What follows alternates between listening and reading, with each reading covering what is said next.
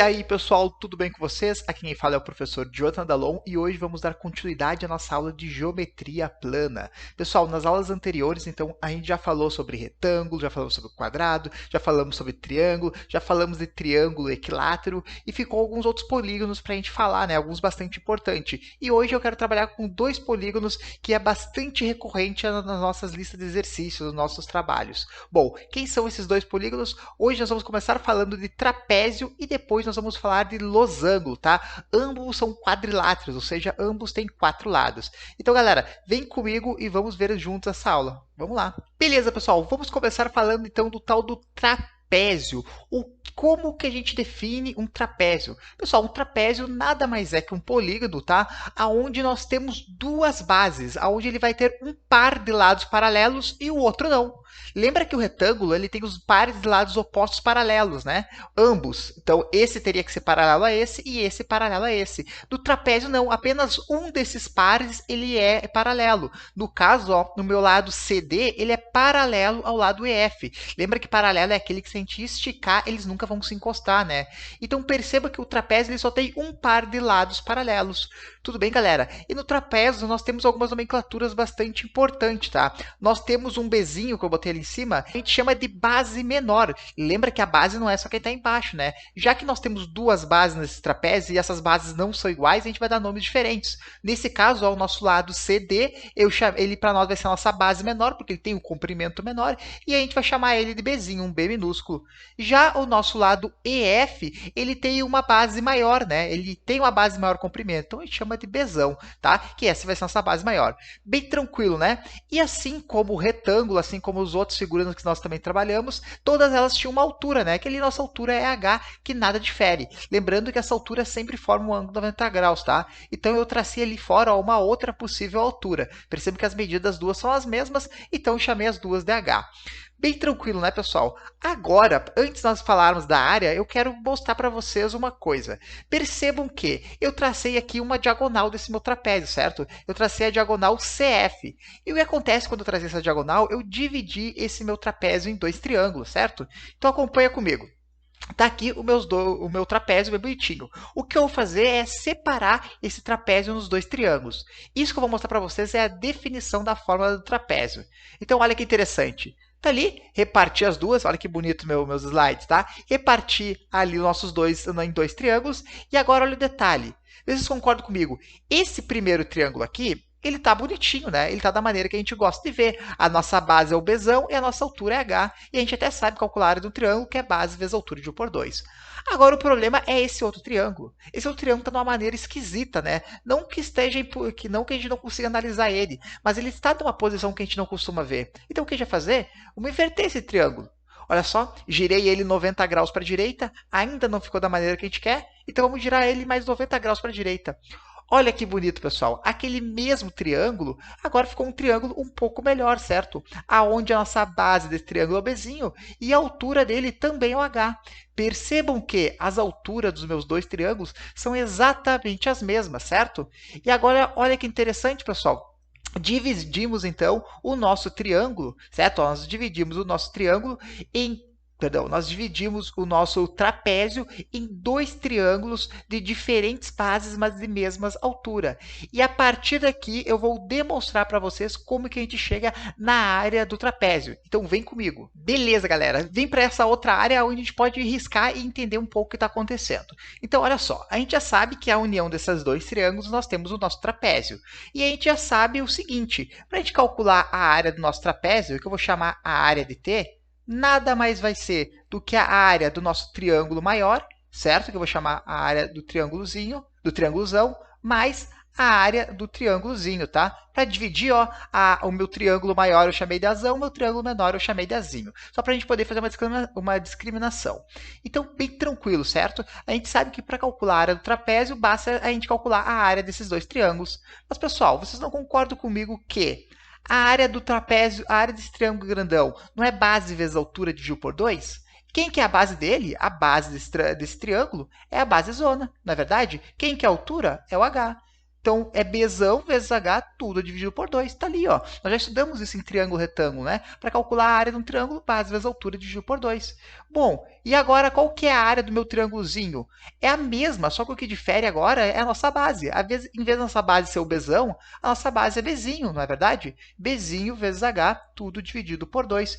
Então, olha que interessante, pessoal. Nós ficamos com uma adição de fração com denominadores iguais. Quando nós temos uma adição de fração com denominadores iguais, basta a gente manter os denominadores e somar os numerais. Bzão H mais Bzinho H. Tranquilo, né?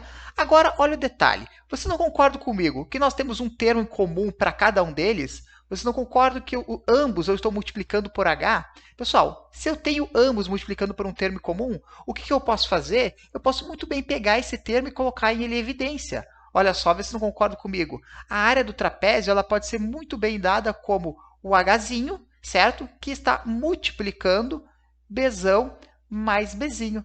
Tudo sobre 2. Professor, não entendi nada. O que eu fiz aqui, pessoal? Eu fiz o inverso da propriedade distributiva. Olha que interessante. Tanto que, se eu pegar esse H e multiplicar meu Bzão, tá lá, Bzão H. Se eu pegar esse H e multiplicar o Bzinho, Bzinho H. Então, olha que interessante. Eu acabei, opa, que tá bugado. Aí, eu acabei, pessoal, de demonstrar a nossa forma do trapézio, que é exatamente isso aqui.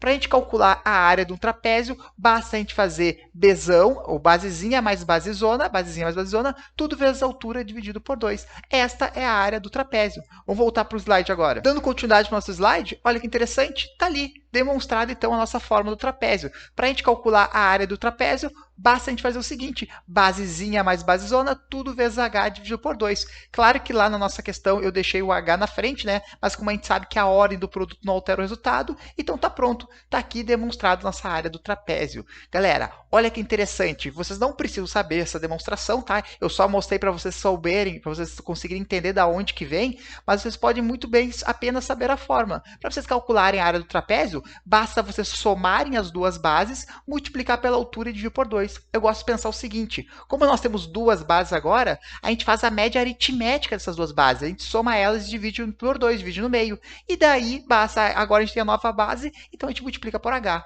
Tá aí, pessoal, área do trapézio, bem fácil, bem tranquilo. Barbada, né, pessoal? Vamos dar continuidade, então, e agora falar da área do losango. Beleza, galera, agora a gente vai falar da área do losango. Mas antes da gente falar da área do losango, eu quero que a gente defina ele, porque existe uma confusão por volta do losango. Então, olha só, eu disse o seguinte, que o losango é um quadrilátero, ou seja, possui 4 lados, que possui todos os lados opostos paralelos e congruentes. Vamos parar aqui, ó. Ele está dizendo que esse lado é paralelo a esse, porque ele é oposto. Esse lado, que é oposto a esse, é paralelo. Só que ele diz que os lados são todos opostos e congruentes. Então, olha que interessante. Esse lado é igual a esse lado é igual a esse. Moral da história, ele tem todos os lados iguais. Professor, mas isso, quem tem lados opostos paralelos e quem tem lados opostos, paralelos e congruentes não é o nosso quadrado? Sim, pessoal, o quadrado ele também é um losango. Olha que interessante. Só que para a gente chegar nesse losango que eu estou aqui desenhado para vocês, pensa como se fosse um quadrado achatado. A única diferença é que seus ângulos internos aqui não são de 90 graus. É essa a ideia. Tudo bem, pessoal? Agora, olha só, ele também diz o seguinte, que ele possui duas diagonais que se interceptam exatamente no ponto médio de cada uma das perpendiculares. Ou seja, essa é uma perpendicular e essa é outra, e a união dessas perpendiculares, agora sim, ó, a união dessas perpendiculares dá exatamente o nosso ponto médio.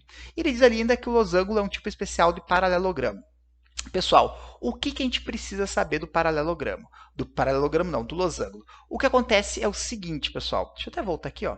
Vocês percebam que até agora, todas as definições que a gente falou foi através de base vezes altura. Mas olhando para esse losango, quem que é a base? A gente não tem uma base, né? E quem que é a altura? Até que a gente podia dizer que a altura é o ponto OM, né? Mas, pessoal, o losango a gente não trabalha com base vezes altura. A gente trabalha exatamente com as medidas das suas diagonais, que a gente sabe que as diagonais são a união dos vértices opostos. A primeira diagonal que a gente vai trabalhar é a diagonal menor, que a gente chama de Dzinho, ó, que é a união do ponto D até o N. Claro que ela não está aqui fora, né? Eu desenho só para não ficar feio o nosso desenho.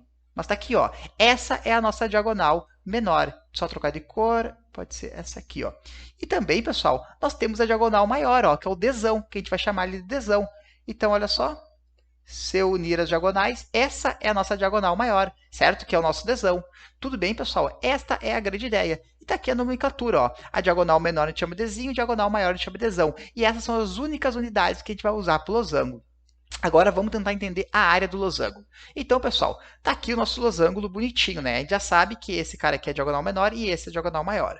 Agora, olha só, eu vou mostrar para vocês a definição de losango através de base vezes altura de novo, mesmo não tendo base e não tendo altura. Olha só que curioso. Pessoal, primeira coisa que eu vou fazer é o seguinte, eu vou pegar essa diagonal menor e eu vou trazer ela até ele encostar nesse ponto.